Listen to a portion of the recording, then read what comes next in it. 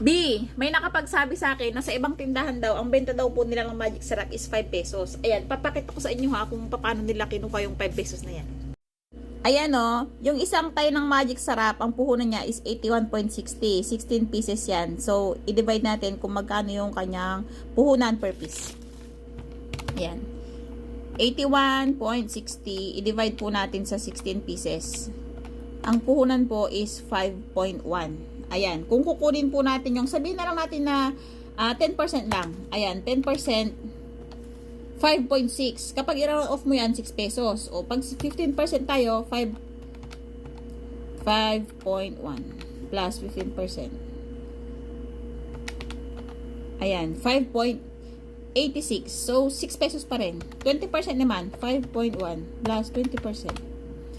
6 pesos pa rin yung lumalabas.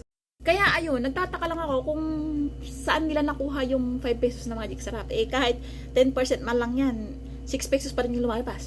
Explain nyo nga sa akin.